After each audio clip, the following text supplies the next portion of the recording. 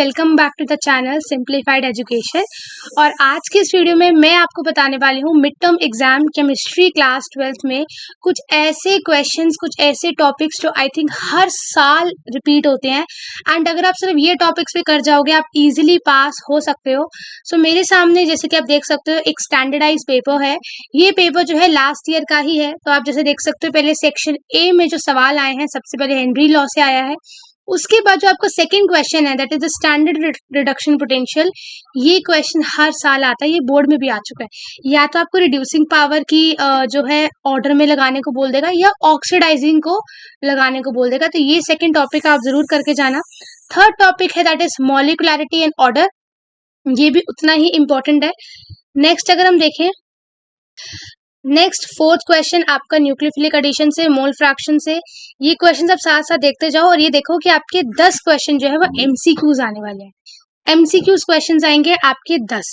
उसके बाद आपके आते हैं असर्शन एंड रीजनिंग है। तो 5 क्वेश्चंस आपके असर्शन एंड रीजन के आते हैं। अब इसमें से हम अगर एक देख लेते हैं कि जैसे हम 12th वाला देखें कि molar conductivity of an electrolyte increases with decrease in concentration. Decrease in concentration का क्या मतलब है कि आप डाइल्यूशन कर रहे हो, ठीक है।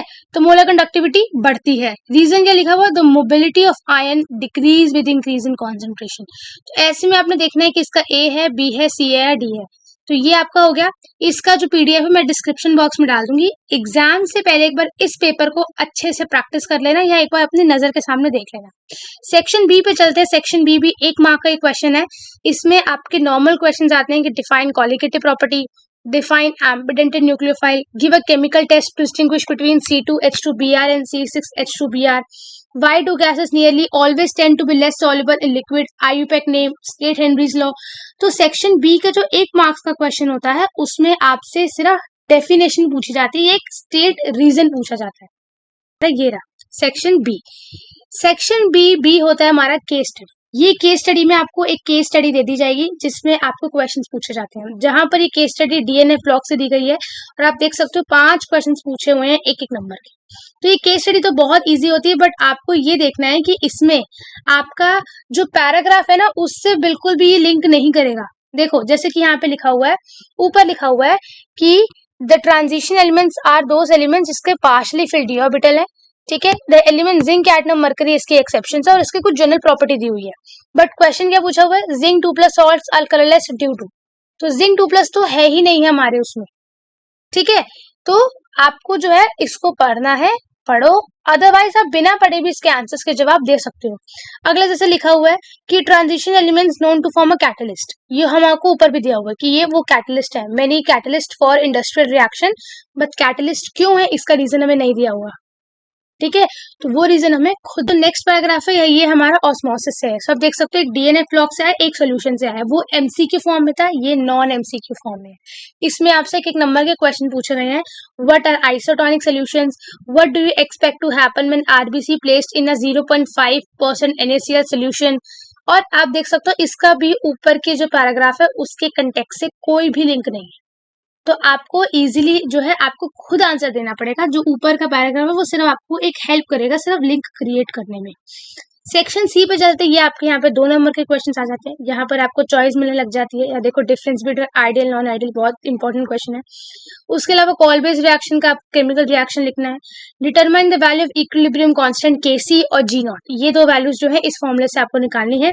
And right equation of the nitration of any salt, और एनी सोल्ट का नाइट्रेशन लिखना है। ये आपका हो गया सेक्शन।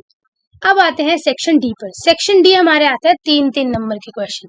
ये 3-3 नंबर के क्वेश्चन मेजरली आपके ऑर्गेनिक पोर्शन कवर करती है। जैसे कि आप देख सकते हो, कंप्लीट द फॉलोइंग रिएक्शन, ये जो तीनों है ना ये तीनों आपके एनसीईआरटी इन टेक्स्ट क्वेश्चन की एक्सरसाइज है। ये तीनों के तीनों, ये केमिकल रिएक्शन आपका K2Cr2O7 और KMnO4 की रिएक्शन है। तो ये 2 आपने ऐसे याद रखनी है। सेक्शन डी में 3 नंबर के क्वेश्चन आएंगे और तीनों में चॉइसेस दी जाएंगी, ठीक है। एक जो है, बाकी जो है सब में चॉइसेस दी जाएंगी। और ये क्वेश्चन जो होते हैं वो थोड़े से जो है टफर साइड पे होते हैं। तो सेक्शन डी जो है 3 मार्कर का वो थोड़ा सा डेप्थ में पूछता है। तो ठीक है, ये हमारा सेक्शन पे that is section E. Section E is the most important section क्योंकि ये 5 नंबर का जो है कैरी करता है। अब इसमें आप देख सकते हो कोई भी एक क्वेश्चन 5 नंबर का पूरा नहीं है, आपको इसको पार्ट्स में डिवाइड किया हुआ है। जैसे 5 नंबर का क्वेश्चन है, ए और बी पार्ट में डिवाइडेड है। 36 क्वेश्चन देखो, 5 नंबर का क्वेश्चन है, ए 1 2 बी ये इस पार्ट में डिवाइडेड है। तो सबसे पहले आप देख सकते हो 35 क्वेश्चन इलेक्ट्रोकेमिस्ट्री से है और इसी पार्ट से आता है। Conductivity, molar conductivity, dilution, concentration, इसी से जो है ये पार्ट आता है। सेकंड अगर मैं बोलूँ केमिकल कंटेक्स्ट की रेट ऑफ रिएक्शन क्या होगा अगर ये डबल कर दिया, वो आधा कर दिया, ये सब, और एक फर्स्ट ऑर्डर रिएक्शन पे एक्टिवेशन एनर्जी में पूरा न्यूमेरिकल आता है। एक्टिवेशन एनर्जी का फॉर्मूला याद करके जाना, उसकी वैल्यूज डालनी है एंड आंसर डन। लास्ट हमारा जो 5 नंबर का क्वेश्चन आता है वो हमारा आता है, बोर्ड्स में भी आता है, वो आता है हमारा ऑर्गेनिक केमिस्ट्री पर।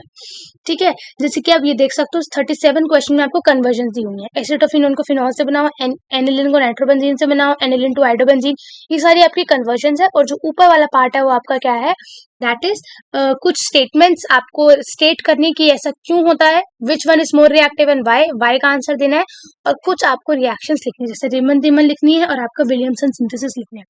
ये हाफ ईयरली में ऐसा पूछा जाता है। बोर्ड्स में जो आपके क्वेश्चन आते हैं वो थोड़ा टफर साइड पे आते हैं, क्योंकि बोर्ड्स में आपको पूरी की पूरी मतलब आपको बोर्ड में वन स्टेप कन्वर्जन नहीं पूछता। अब देखो यहाँ पे है एनिलिन। एनिलिन क्या होती है, नाइट्रोबेंजीन, सॉरी एनिलिन क्या होती है आपकी वो सैंडविच वाली, उससे आपको नाइट्रोबेंजीन बनाना है। तो आपको पता है कि आपको क्या करना है, पहले डायजोडाइजेशन करना है, फिर आपको उसमें जो है नाइट्रोबेंजीन आपने बना देना है। ठीक है, आइडोबेंजीन में KI डाल देना है। तो ये आपकी वन स्टेप ही रिएक्शन है।